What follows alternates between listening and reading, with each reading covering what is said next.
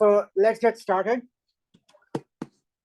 So what is the most important thing we have learned so far in this course? What do you think? Very good.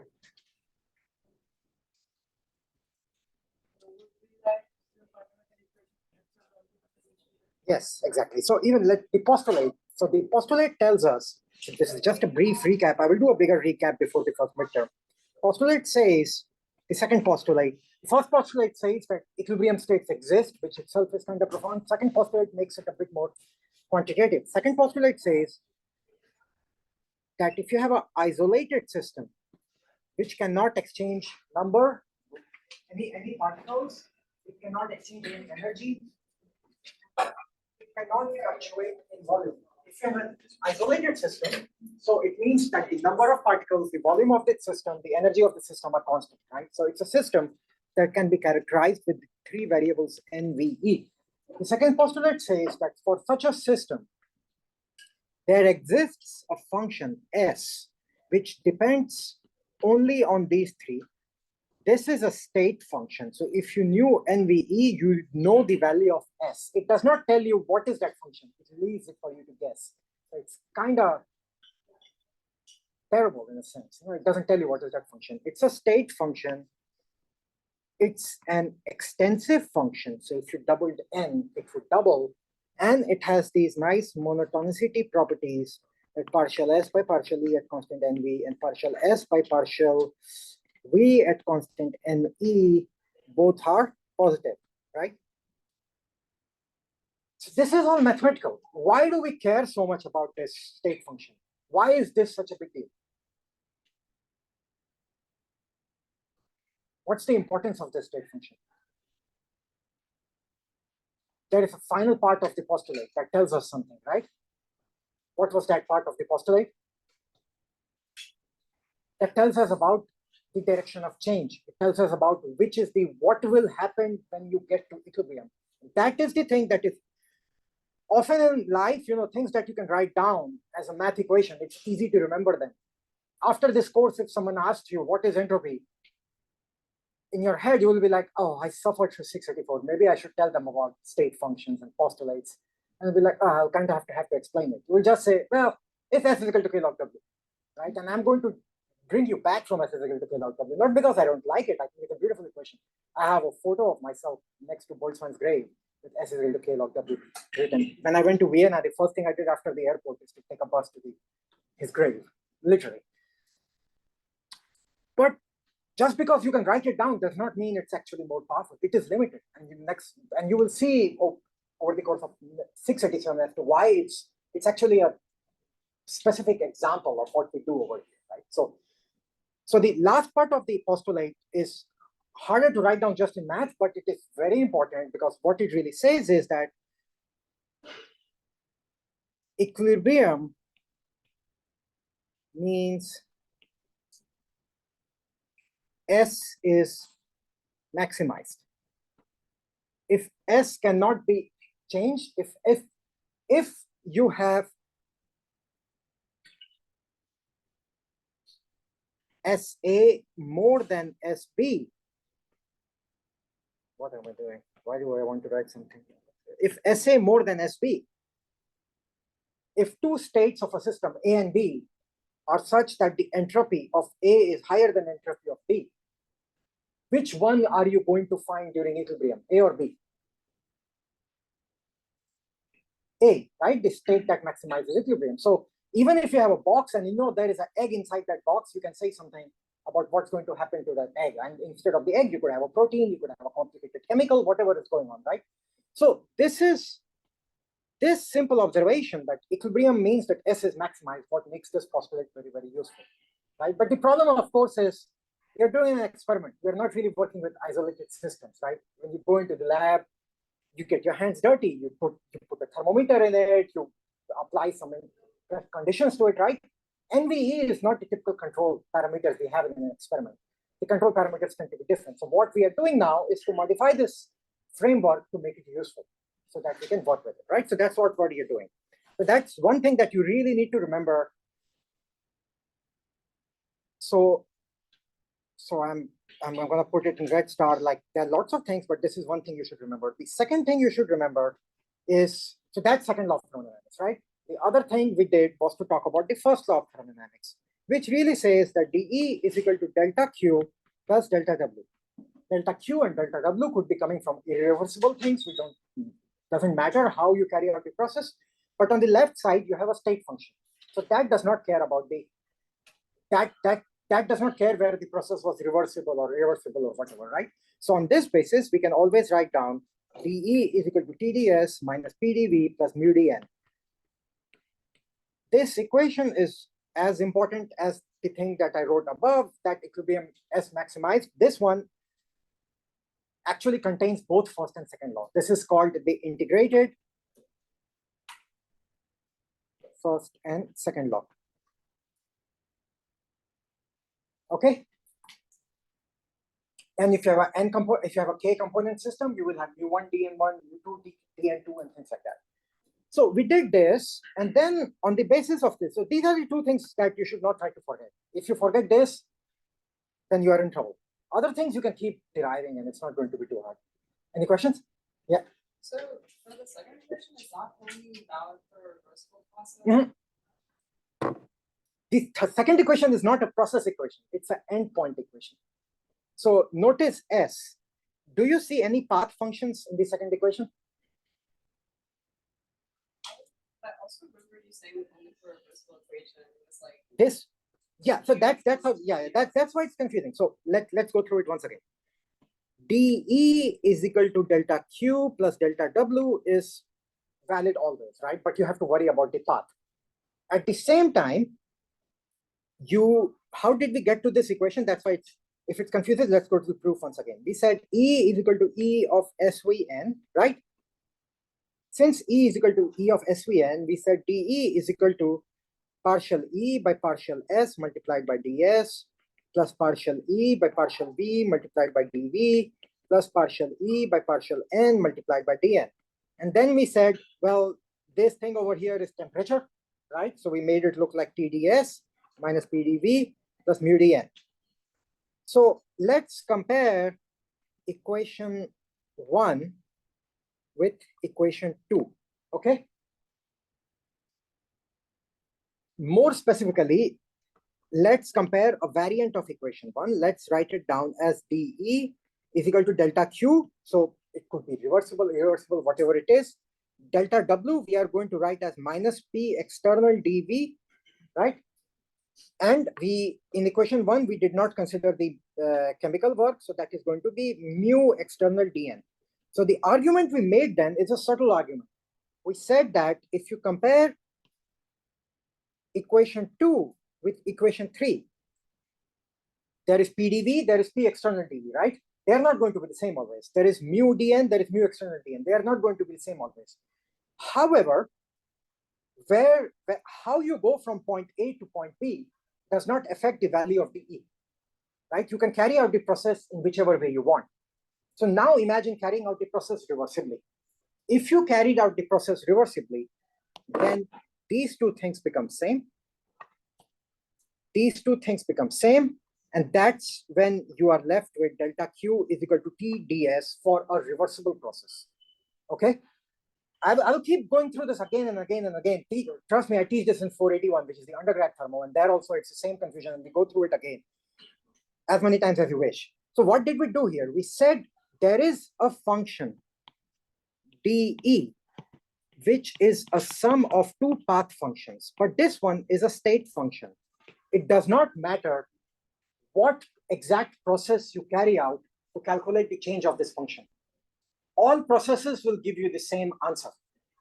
One of those very special processes is a reversible process. For a reversible process, you get the answer dE is equal to TdS minus PdV plus mu dN. So to answer Anjali's question, yes, it is true that we derived it for a reversible process. But the beauty of thermodynamics is that it doesn't matter because the left side is a state function. If this was not true, then we would be screwed.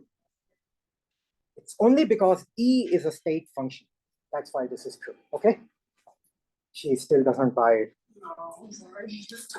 Okay, who here thinks they can do a better job than explaining than me?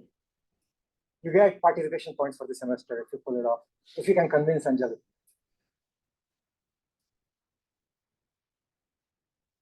Why are you not convinced? What's the problem? No, I'm not convinced. I'm just like. Not convinced is the same as convinced. Because you got the like right hand side from assuming that it was a reversal process. That's Absolutely. the only way that P external equals P. Absolutely. P external equals U.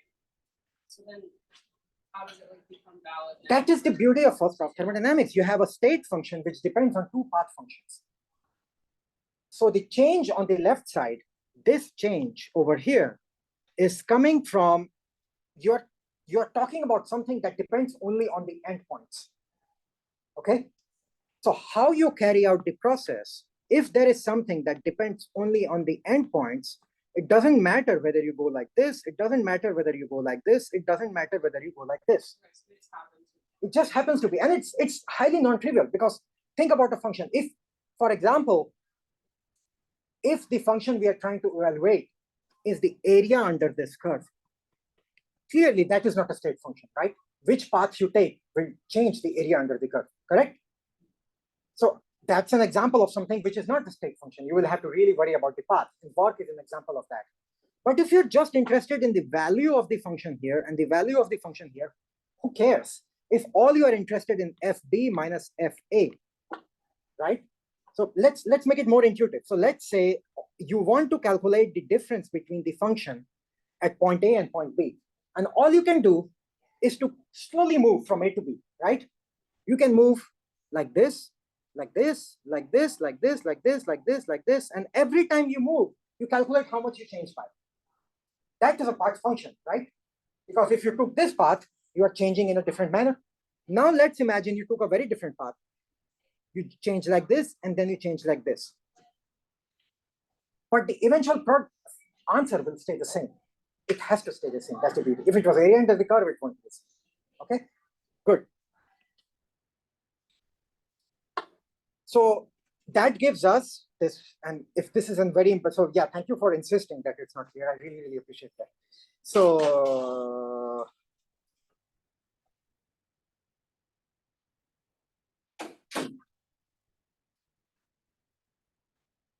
that's the integrated first and second law, which is super important. Okay. What did we do next? What we did next is to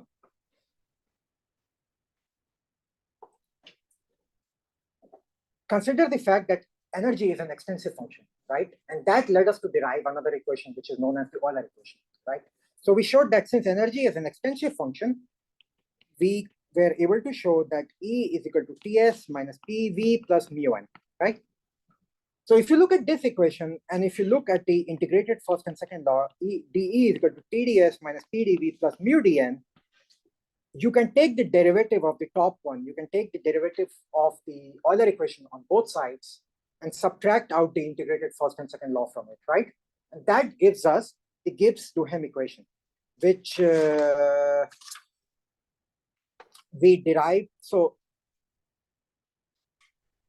this minus this gave us Gibbs-Duhem equation, which was a connection between the chemical potential. It was a connection between d mu, dP, and dt. Why am I not writing the equation? Because I don't remember it, and I don't want to remember it. I don't care. This is the point where I don't want to carry it in my brain. I know it exists, and it will take me 1 minute to derive it, right? Less than that 1 minute. In your final exam, which will be taken in class, you will be allowed to carry a cheat sheet. That's where you can write down things like this, right? And I'll show you an example of a cheat sheet from my StatMech class last year. Some of you will definitely make a cheat sheet like that. That person really literally went and in very, very small writing, wrote down the solution to every homework problem and every midterm problem. And he sent it to me. There is nothing wrong. If that's what you want to do, that's what you do. Fine. So Gibbs-Duhem equation is a connection between d mu, dP, and tt. It's some connection. I don't remember what it is. You can derive it. But the point is that these three are connected, right? If you change dP and dt, it tells you about d mu. If you change P and T, it tells you about changing mu. The form of Gibbs-Duhem equation that I'm going to use today, so this was in the energy representation. In your second homework, you are going to derive Gibbs-Duhem in the entropy representation. Gibbs-Duhem in entropy representation. That I will write down the formula because we are actually going to use it. That one looks like d of mu by t is equal to E t of 1 by t plus volume d of p by t. Okay, so let's call this as equation number 4. Here E is equal to the molar energy, E divided by N, and V is equal to the molar volume, capital V divided by N. So now instead of a relation between d mu, dp, and dt, you have a relation between d of mu by t, d of 1 by t, and d of p by t, right? It's the same information. These three things are connected, and we are going to use this one.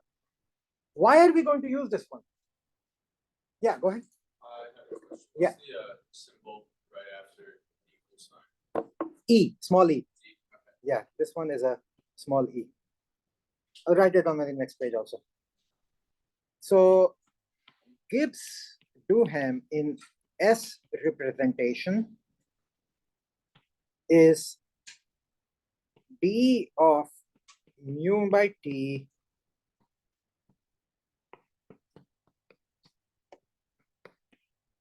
v d of p by t. Okay, and this is equation number 4. Why do we want to use this? So remember, we started by trying to solve a puzzle last time, and that's what we are back to now. So the puzzle we are trying to solve is to consider the simplest chemical, the simplest system that can exist out there. That's an ideal gas, right?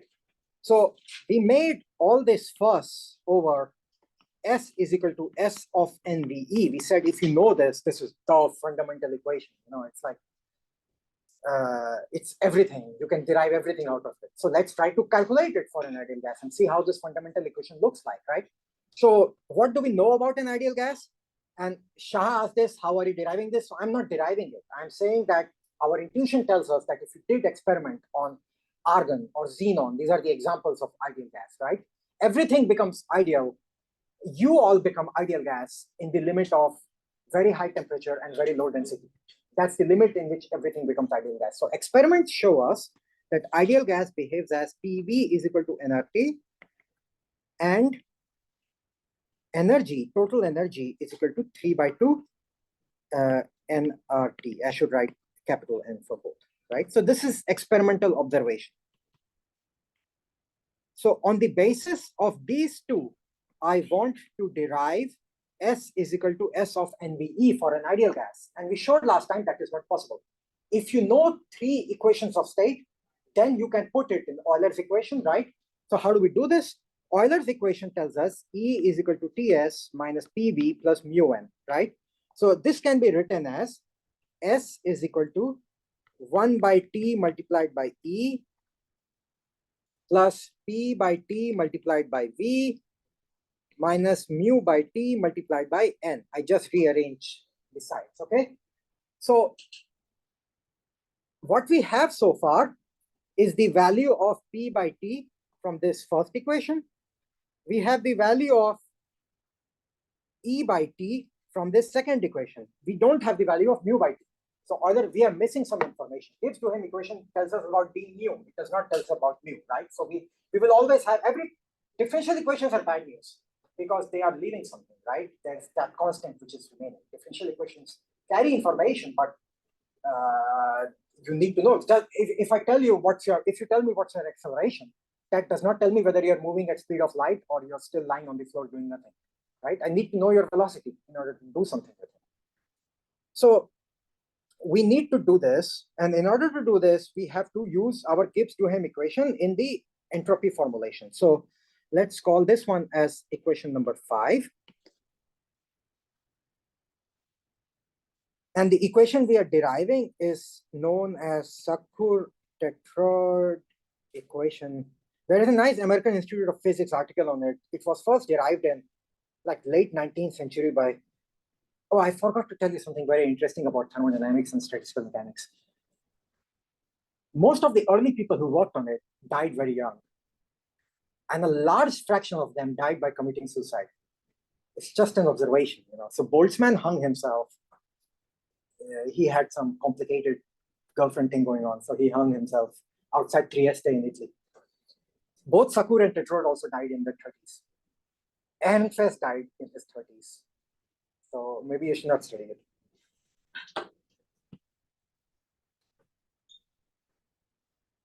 I hit 40s. Okay. 30s is the danger time.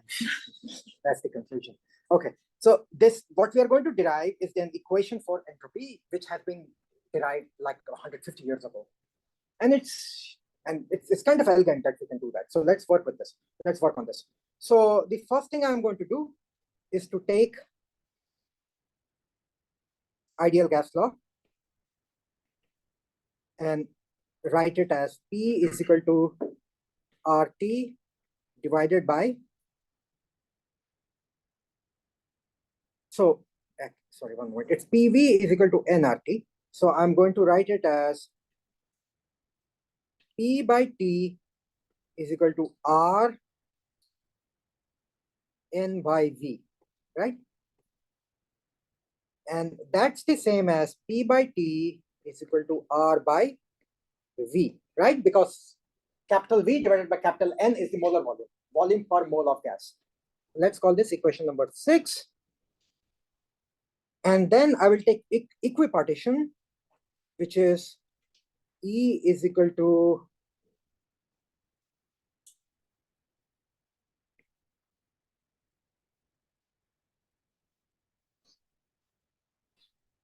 oh, by the way, in no way do I mean to joke about depression or suicide or anything like that. Poor Boltzmann, he had it very hard because in late 19th century, Boltzmann went around, and you have to imagine this is Germany in late 19th century. It's very stoic society, very set ways of doing things. And he went around telling people that things are made up of atoms. And all the other German scientists were like, you idiot, what's atom? Everything is a fluid, everything. And he got depressed. No one would believe in his ideas. And only if he had stayed 2-3 years more, because that's when Einstein came, right? In 1905, 1906. Einstein wouldn't have happened for Boltzmann. So Boltzmann, I think, also got very depressed because people just didn't believe in atoms. I mean, it's kind of crazy, right? We take these things for granted. But back then, no one believed in it.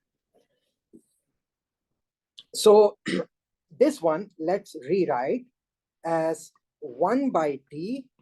We take everything on the right hand side. So 1 by T is equal to 3 by 2 N divided by E R. Okay.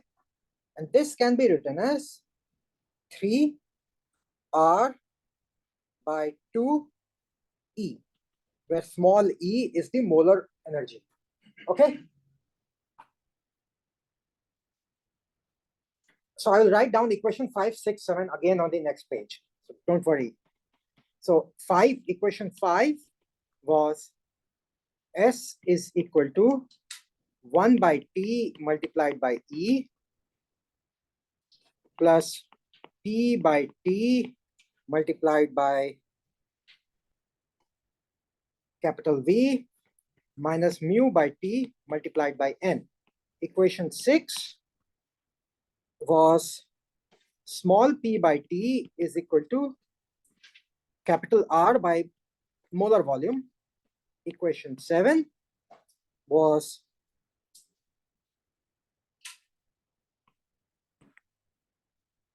one by T is equal to 3R by 2 multiplied by molar energy. So let's put equation 6 over here, and let's put equation 7 over here. Okay, and let's see what we get. So that gives us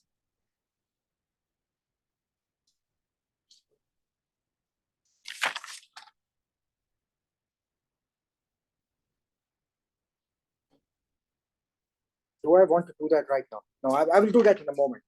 We will do that in the final step. Okay, that's what we are going to do. So just keep that in mind. Let's tackle the elephant in the room, which is mu by T. We have no idea about mu by T, right? So we have to deal with mu by T.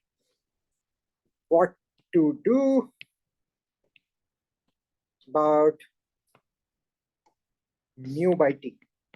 So what should we do? For this, we are going to use equation number 4, which is the Gibbs-Duhem equation in entropy representation.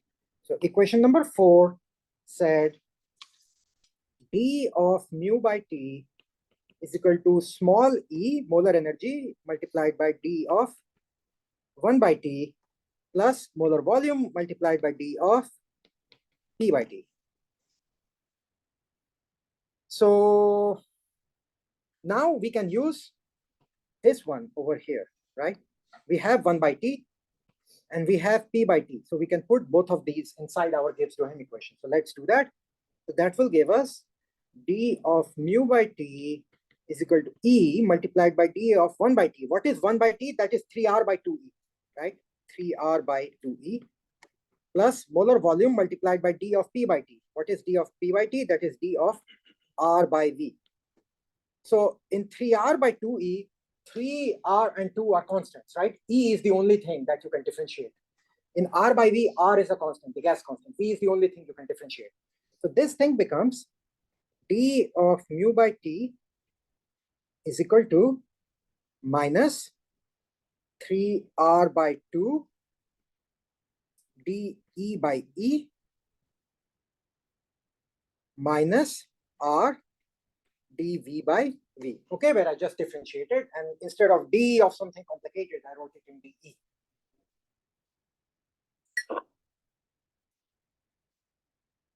Now I need to integrate it. That's the problem in using Gibbs-Duhem. It does not tell you the value of the integral constant. So we will have some constant numbers that will be hanging out. So we integrate the left one. We do d of mu by t going from mu by t naught to mu by t.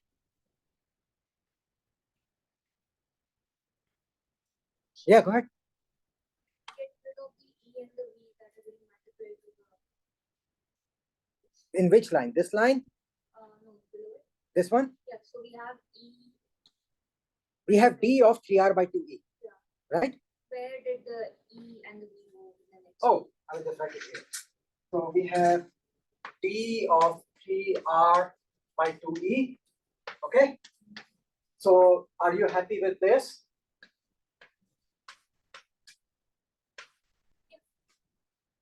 And what is d of 1 by e? That is d of e to the power minus 1. Okay. And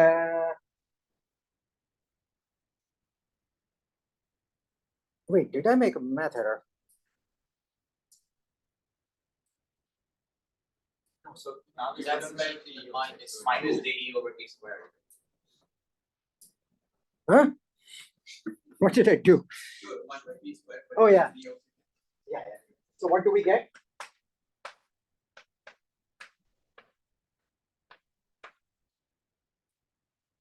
We just differentiated it, okay? Look at this thing. And again, thanks for asking. All right, just two things. Most of these notes I prepared 2 years ago while sitting on planes. So you have to take it with a grain of salt. Okay, but I taught it, so it's corrected at least once. Okay, so fine. Any more questions? So let's integrate. So we have dE by E, and this will go from E naught to E. And here we have minus R dV by V, and this will go from V naught to V. Okay. So d of mu by t is just mu by t, right? So that's simple. All dE by E, that's going to give us log of E, and dV by V is also going to give us a log of E, right? So the final answer will be mu by t is equal to mu by t naught at some reference value. So you have, anytime you do differentiation and you are doing this indefinite integral, you have to pick a reference value, right? Otherwise, it's not going to work. Mu by t naught minus 3r by 2 ln E by E naught minus R ln V by V naught.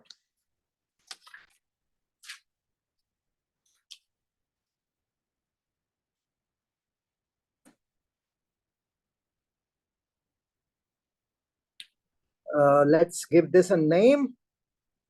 Let's call this equation number 8. So make sure everyone has seen equation number 8, because what we are going to do now is to take equation number 8 and put this whole thing over here. Now we have a value of mu by T. We have something very interesting, right? It is telling us how does the chemical potential depend on the energy and the volume. It's a logarithmic dependence. So you can see that those glimpses of S is equal to K log W start to show up. Log shows up everywhere for a variety of reasons. So the log has already shown up here. We are going to put equation 8 in equation 5, okay? So it's just one line of algebra. I will write down the result, what you get. There is nothing profound in what I'm doing next. So we have S is equal to 1 by T, capital E, plus P by T, capital V, minus mu by T, capital N, right? So I'm going to just make one change to equation 5 before putting equation 8 into it. I'm going to divide by capital N both sides, okay? And just look at molar entropy. So if I look at if I divide by capital N, this becomes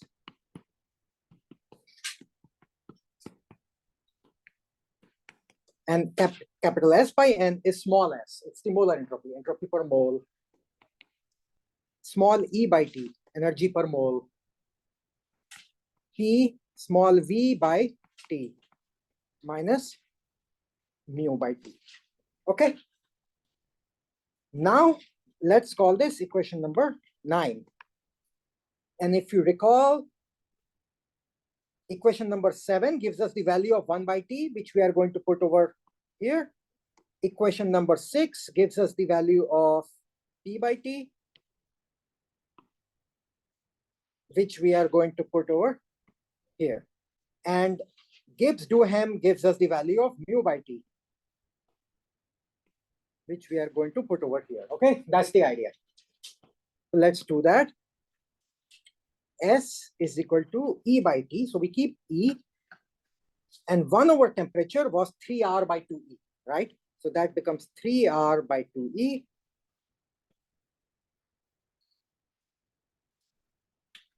Pressure by temperature was R by V. So that becomes R by V multiplied by V and minus mu by T. Minus mu by T was minus mu by T at some reference plus 3R by 2 ln E by E naught plus R ln V by V naught. So we have actually an expression for entropy now. We are basically done with this equation and we move on to the next thing. So now there's a bunch of cancellations, right? So this E and E cancels out. This V and V cancels out. So you are left with 3R by 2 plus R. What is that? That is 5R by 2. So you get S is equal to 5R by 2. This thing is also a constant. It does not depend on temperature. It just depends on the reference value you took. Minus mu by T at the reference value. So this is some constant. And the term that matters for us is 3R by 2 ln E by E naught plus R ln V by V naught. And in fact, we could put our ln of E naught and ln of V naught also into the constant part, right? And we would have an equation that tells us how S depends on energy and volume. So what we have done is, this is an equation I really don't expect and don't encourage you to remember, but remember the spirit of what we did here, right? We started with the ideal gas law. We took the equipartition theorem. We said these two come from experiments. And we used Gibbs-Duhem equation. Using this, we were able to derive the equation for the entropy of an ideal gas. And if you ignore all the constant stuff, ignoring constants, it basically says that S is equal to constant plus 3R by 2 ln E plus R ln V. That's interesting, right? So suddenly you have a way. If I gave you a bunch of material and I asked you that I took this coffee and I changed its energy from 10 kilojoule to 20 kilojoule, and I changed its volume from 20 centimeter cube to 30 centimeter cube. Tell me the entropy change of this coffee. You suddenly have a tool to do that. You will say like, how do you feel about assuming your coffee is an ideal gas? I was like, well, I didn't give you anything else. That's what you have to assume, right? If you assume the coffee is an ideal gas, using this, you can actually calculate the change in entropy of the coffee. That's powerful, right? For the first time, we are seeing entropy in a concrete form. Any questions about this? Shah, why are you so quiet today? Is everything clear? Ask me a question. No questions? Okay, it'll come. I have a question. Oh, Anjali has replaced Shah. Okay, great. Wait, so why, last class, like the whole point was that if you only had two equations of state, you couldn't derive like a fundamental. Yeah, so that's the problem. We cannot calculate its value. This constant is hanging out. You need to do something else. You need to go to some experiment and measure. It's not sufficient. So two equations of state are not sufficient because this constant is going to be hanging out, u by t naught. Why did it matter that we did it in the entropy representation instead of like the energy representation? Oh, because we are trying to calculate entropy. We're trying to calculate S of NVE. Because couldn't we have also like done the same thing? You are giving me a great idea for a midterm problem.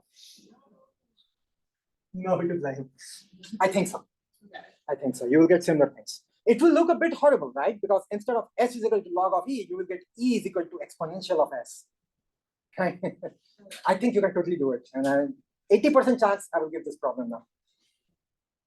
This should not stop you from asking me questions. Any questions? Okay. So now we are going to get to something that I find very interesting.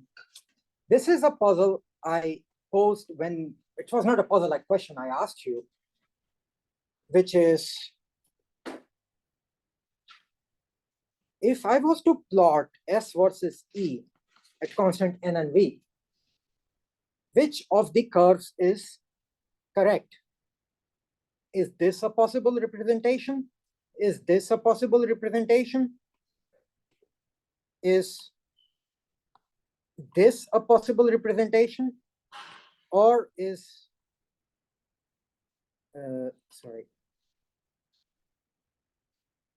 this a possible representation? I have drawn 4 curves, okay? Which ones can we rule out on the basis of what we know so far? How about this one? Can we rule this out? We cannot. Why can't we rule it out? Because the derivative of S with respect to E is positive at every point, right? So we don't know. How about the blue curve? We cannot rule it out, right? How about the red one? That's the only one we can rule out. Why? Murray? Murray. Murray nailed it. This one over here, slope is negative, and that's bad news. What I'm going to show next is actually blue and orange can also need to be ruled out. Entropy as a function of energy can look only like this. There is a name for it in math. It is known as a concave function. This is super profound. So we have shown that partial S by partial E at constant NV is positive. But I'm making one more claim now. I'm saying that we are going to show not just that, partial S by partial E squared at constant NV is negative. And we are going to show that. Why do we want to show this? Firstly, it's cool. But for another reason, and before I get into this reason, I want to make that point. So when we talked about today's class, we started by doing a recap. And we said that when we are thinking in terms of control variables NVE, equilibrium change is when S is maximized, right? You don't go in the direction that minimizes S. And I cannot prove that to you. That is a postulate. That really is. The only reason that might be true is because the whole universe is going in a direction of higher entropy change. There is no way to prove that. Why is time only going forward? Why can't time go backward? We simply cannot prove. It might. And in small systems, it actually does for a little bit. That's another story. So S of NVE, we know that equilibrium change direction of equilibrium is one that maximizes S, right? This is in the entropy representation when you're thinking about control variables NVE. But we also introduced the energy representation, right? And we can go to an energy representation because S and E are monotonic with respect to each other. So we can always switch back and forth. In the energy representation, we write down things as E of S and V. So the question I want to ask you is, can we say anything about equilibrium in the energy representation? In entropy representation, it is something that maximizes the entropy.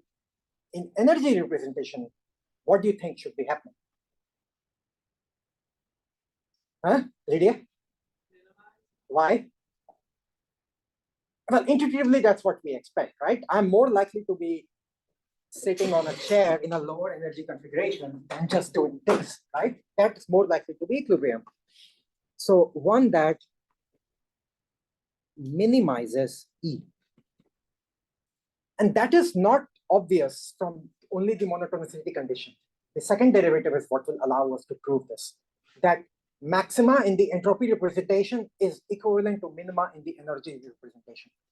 Later on, when we go to other representations, because NVE is hard to control, but NVS is even worse, right? We really want to go to representations like NVT and NPT, right? And there we will have these other thermodynamic potentials like Helmholtz and Gibbs, and most of them tend to follow a minimum condition. It's entropy, which is the only one which follows a maximization condition. Everything else tends to be minimized at equilibrium. Okay. So let's prove this, that the second derivative of entropy with respect to energy is negative. If you think about it, it's kind of obvious, right? Because we have been talking about maxima. And that's how maxima work, right? The second derivative should be negative. So intuitively, you kind of expect that to be true. But let's just prove it a bit more rigorously. So in order to do this, we are again going to do a thought experiment. We will have a container.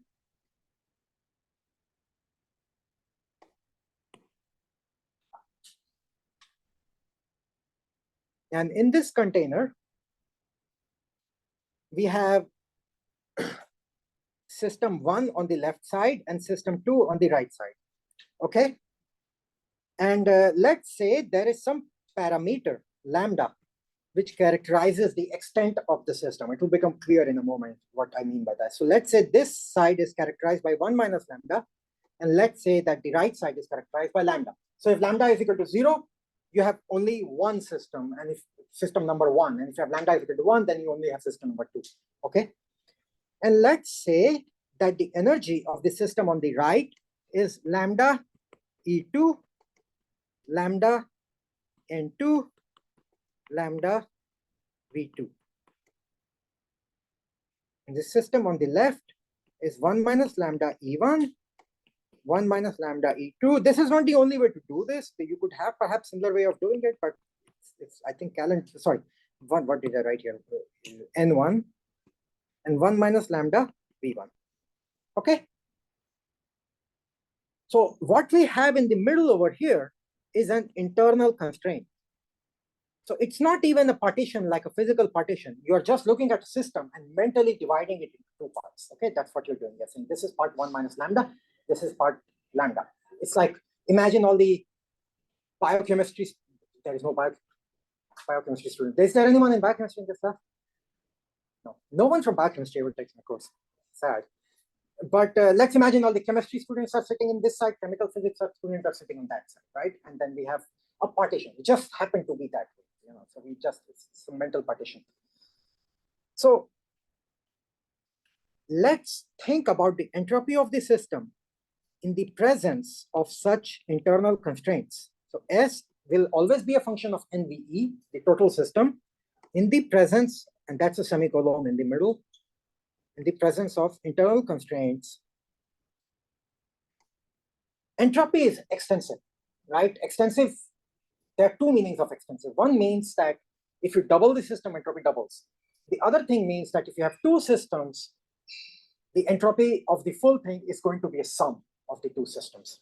So S of NVE in the presence of internal constraints is going to be S of 1 minus lambda E1 plus, no, not plus, system number 1, the NVE value of the system number 1. So that is 1 minus lambda E1, 1 minus lambda N1, 1 minus lambda V1 plus entropy of the second system. That is going to be lambda E2, lambda N2, lambda V2. So that's, let's give it a name to this equation. Let's call this equation number 10. So that's equation number 10. Now let's remove this internal constraint. Okay, just think about the system without the process of an internal constraint. So internal constraint means you are forcing the system to be that way. Now let's remove it, let the system get to equilibrium. If we remove the internal constraint, then I will just write it as S of NVE. I do not need to write this part over here, internal constraints. What is that going to be? Once you remove the internal constraint, what is the energy of the full system? So let's start simple. What is the number of particles in the full system? You didn't have a chemical reaction happening, right? So it's going to be sum of the individual number of particles. So that's going to be 1 minus lambda N1 plus lambda N2, comma.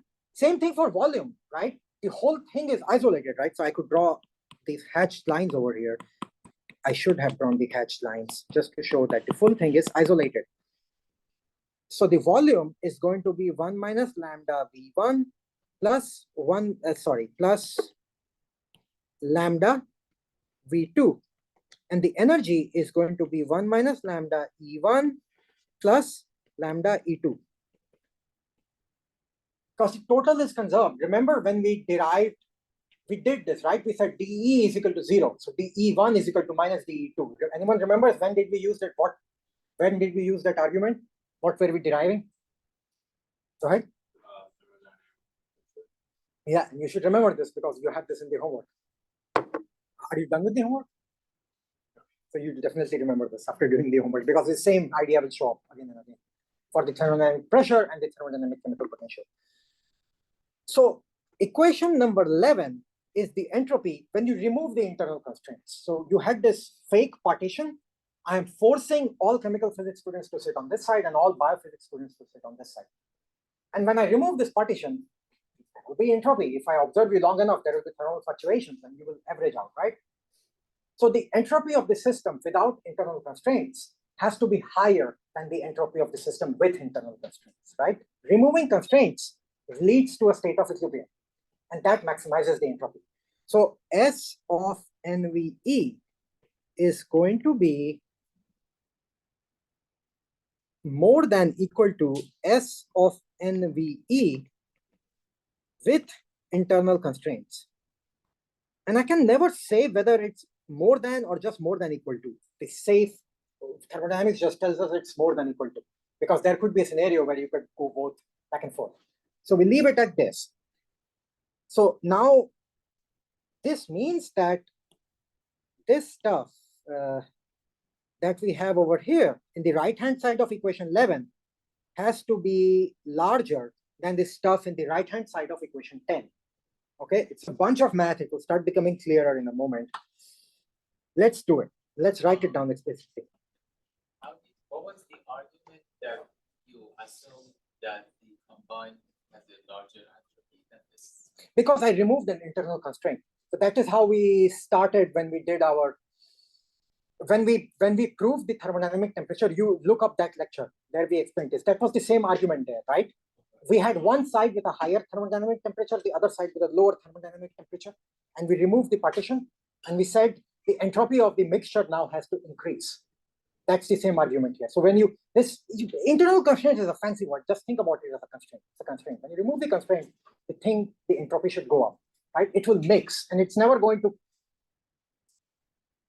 If I unmixed, if I mixed up, some chemical physics here, some biophysics here, it will be very bizarre if all of a sudden all chemical physics and all biophysics separate out.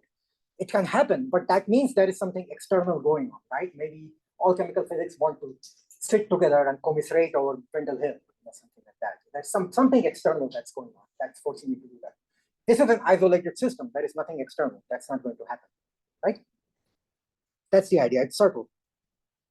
So yeah, thanks for asking. So what we are going to say is that right-hand side of equation 11 is more than equal to right-hand side of equation 10.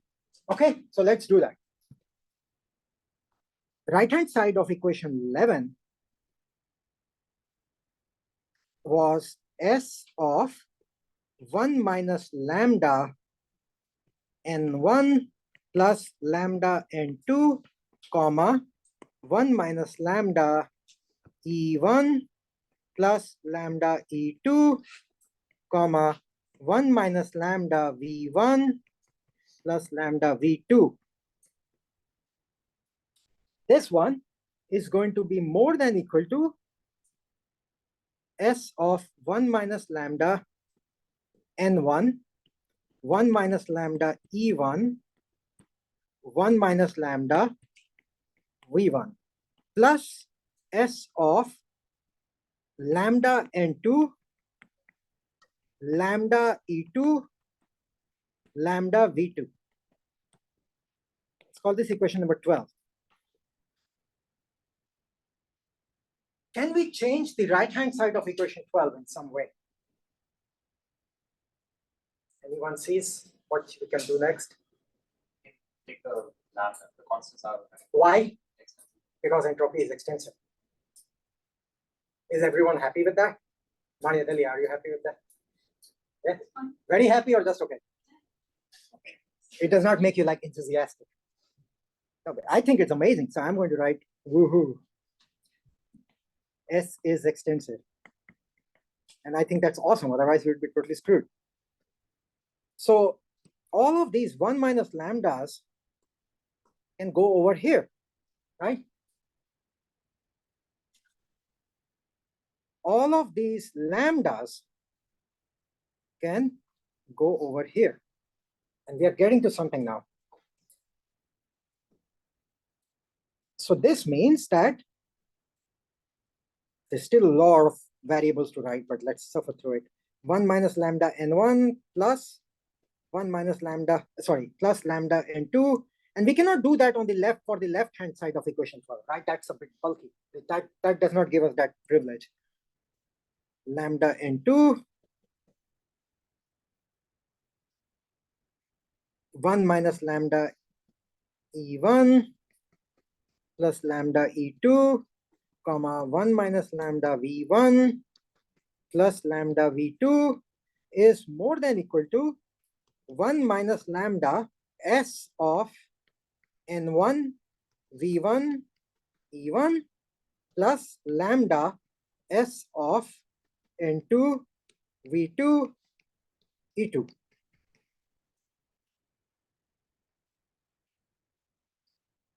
Okay.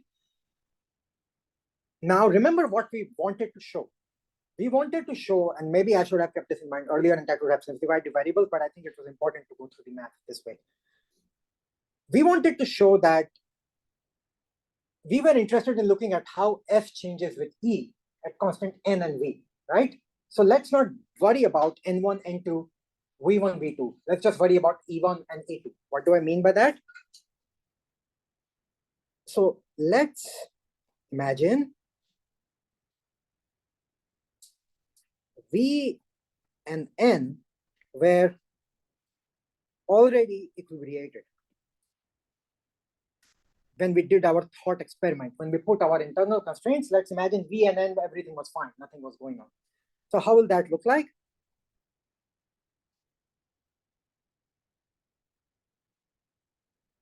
We have this partition, and what we are saying now is that we have, like before, 1 minus lambda E1 and lambda E2 when we had our constraints. But this volume is just 1 minus lambda V, and this volume is just lambda V, and this number is just 1 minus lambda N, and this number is just lambda N. Okay, we don't have to worry about V1, V2, N1, N2. Okay, that's because we have assumed they are already equilibrated. This is a subtle point. If we do this, then we can go to this equation number 13 and just remove all the n1 and n2 and write it in a simpler manner. So what will that look like? And bear with me, this is a lot of algebra, but we're about to reach a nice result that hopefully you will like.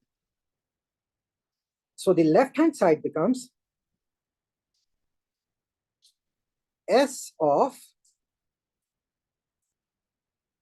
so instead of 1 minus lambda n1 plus lambda n2, what should we write now? Why? Because that is n minus lambda n plus lambda n. What is that? N, right? So this becomes S of n. What should we write about 1 minus lambda v1 plus lambda v2? That's going to be v minus lambda v plus lambda v. That is v, right? So that becomes v. The e we cannot do anything. We still have to keep it because that's not equilibrated yet. So that's going to be 1 minus lambda e1 plus lambda e2. And this thing is more than equal to 1 minus lambda s of, again, we are not talking about n1 and v1, we are just saying n and v. So s of n comma v comma e1 plus lambda s of e2. I should at least keep the same order. Right. S of n comma v comma e2. I'll take a pause here and then write this equation on the next page again, because this is actually the definition of concave. We will see that in a moment. And we call this equation 14.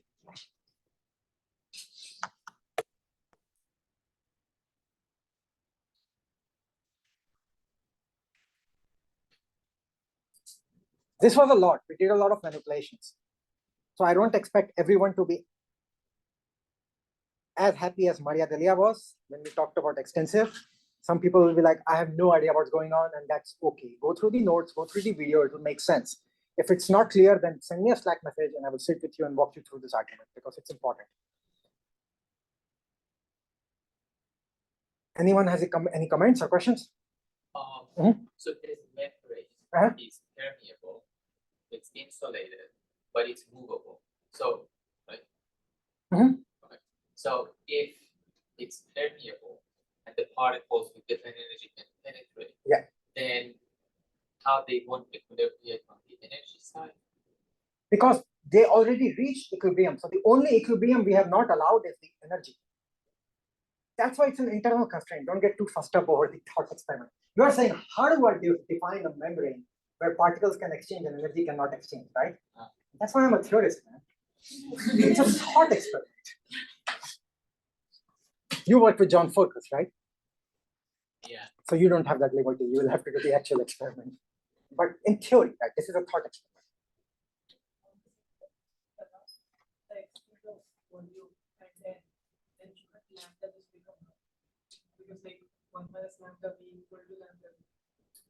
Yeah, so this is why this is not a physical membrane. That's the moment. That's why we are talking about an internal constraint, which also answers your question. It's a thought experiment that we have divided it into this way.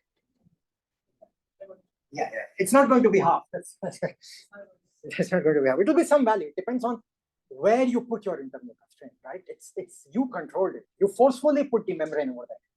That's the idea. Okay, so let's move further and let me write down this equation because I think it's quite nice. So we just showed that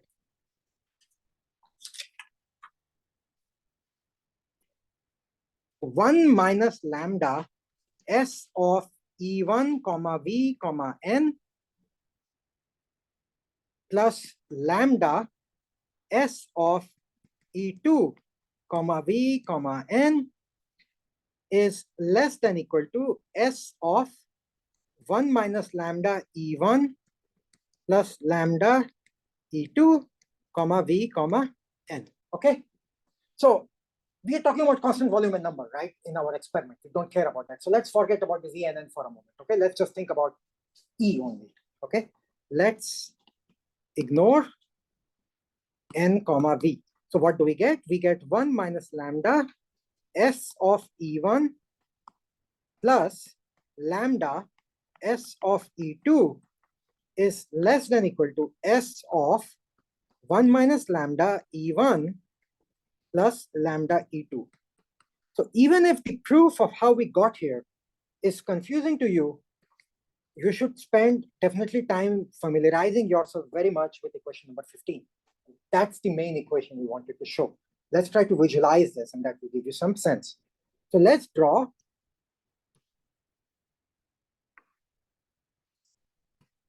S versus E, right? That's what we wanted to look at. So we are talking about two values of the energy, E1 and E2, okay? Let's pick them, let's mark them somewhere on the x-axis, right? Without loss of generality, we can say let's E1 is smaller than E2. It doesn't matter, you can do the other way also. So let's say this is E1, and let's say this is E2. So we took that E2 is more than E1. What does the monotonicity condition tell us about the value of entropy at E equal to E1 versus the value of entropy at E equal to E2? Which one should be higher? E2, right? Because that we know, that the postulate told us, right? That you increase the energy, entropy should go up. So let's say that at E is equal to E1, entropy is S of E1, and that E is equal to E2, the entropy is S of E2. So the whole question now is, how is the curve going to look like in between these 2 points, right? That's what we are trying to figure out. So let's try to plot this thing on this axis for different values of lambda. Okay? Matt, you're Matt, right? No, you are, no, that's Matt.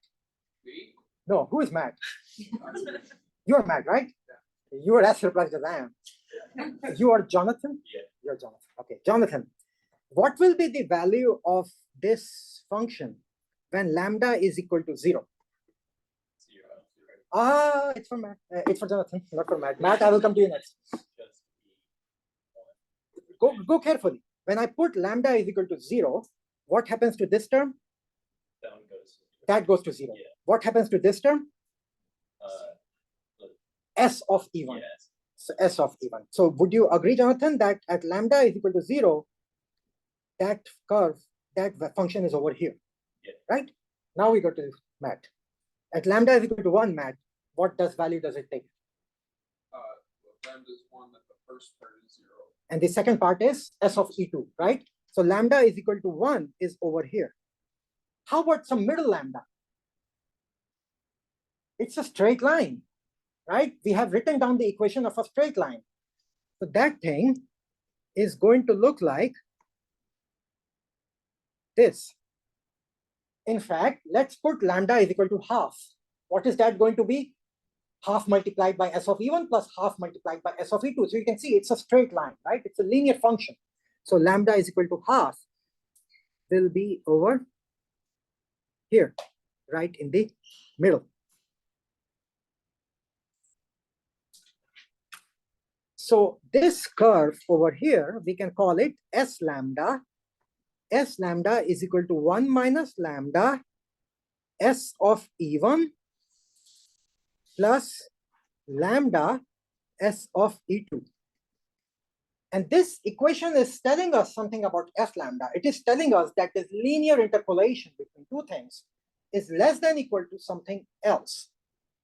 What is that something else? That is the actual entropy that we are talking about, right? That is telling us that if you actually mix these systems in the correct ratio, the entropy on the right side has to be higher. It cannot, at any given point, if you have this value of lambda, S lambda, the true entropy must be above it. Okay, so at any point, the entropy has to look like this. It cannot be under this curve. So that's why I said equation 15. If you go and look up Wikipedia, that is the definition of a concave function. A concave function is defined that way. And normally, the way to think about a concave function is, what is this? Is this concave or convex? Yeah, if you're inside the cup or you're inside, well, you're not inside the cup. So to you, it's convex, right? For him, the thing is going like this, right? But if you're looking from inside, the thing is similar point, right? So this, at any lambda, if this is S lambda, this point that I drew in a star, then the point in the blue is the quantity on the right-hand side. And we just showed through that mathematical argument that the blue is higher than the black. We actually showed that it is more than equal to the black, but I'm just drawing a more sign, okay? So I don't care if you remember this proof of putting the internal constraints, something like that. What I do care is you should remember equation number 15. This is the concavity. Therefore, entropy is concave in energy. And I really hope by the end of this semester, you all feel as enthusiastic about this system as I do, about this statement. So I will write down here, but this is absolutely amazing, that the entropy is concave in energy. So we just showed that partial S by partial E is positive, and double derivative of S with respect to E. So you can look at this blue thing, right? So the slope is always positive, but the slope is going down. So this is a good time to stop. Any questions about this? Yeah, can we also talk about the entropy being concave in volume? So we have to. It has to be. It has to be the same idea, not in N. Because Venkat had me remove my monotonicity. We cannot say anything in N. But it will look the same way in volume. Entropy is concave in volume also. So next class is on Zoom. I will be in Germany in a city called Freiburg by the Black Forest. Next class isn't this abstract. Next time we will think about PV diagrams. We'll calculate some work done. And yeah, so see you in next class, and no class on next Thursday. So next Tuesday's class is on Zoom and no class on Thursday.